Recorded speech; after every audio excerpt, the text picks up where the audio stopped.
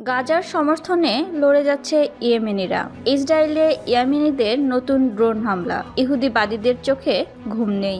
দখলদার ইসরায়েলের হিব্রু ভাষার সংবাদপত্র ইয়েদিওত আহারোনোত বলছে, ইয়েমেনের বিরুদ্ধে ইসরায়েলের কোনো হুমকি কাজে আসছে। কোনো হুমকি দিয়েই ইয়েমেনিদেরকে তাদের অবস্থান থেকে পিছু হটানো যাচ্ছে না। বর্তমানে ইয়েমেনিদের ক্ষেপণাস্ত্র ইসরায়েলিদের চোখের ঘুম কেড়ে নিয়েছে এবং তাদের প্রাত্যহিক জীবনাচরে ব্যাঘাত ঘটাতে সৃষ্টি করছে।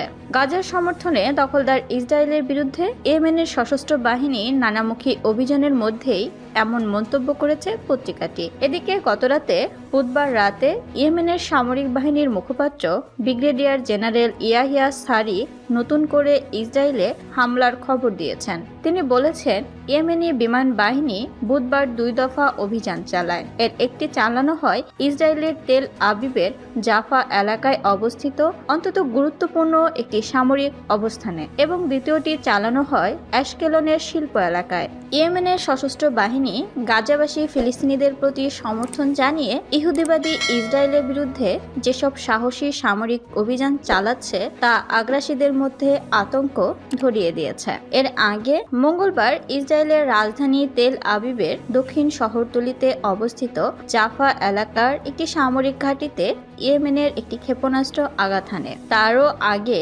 শনিবার তেল আবিবের কাছে ইয়েমেনের একটি হাইপারসনিক ব্যালিস্টিক ক্ষেপণাস্ত্রের আঘাতে অন্তত 20 ইহুদিবাদীর আহত হওয়ার কথা স্বীকার করে তেল আবিব। ইয়েমেনের সেনাবাহিনী একথা স্পষ্ট করে দিয়েছে যে গাজা উপত্যকার উপর ইহুদিবাদী ইসরায়েলের ভয়াবহ গণহত্যা বন্ধ না হওয়া পর্যন্ত তাদের অভিযান চলবে।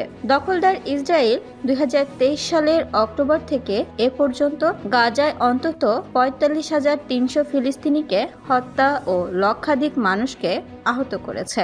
ইয়েমেন যুদ্ধের প্রথম দিন থেকে গাজাবাসীর পাশে দাঁড়িয়েছে।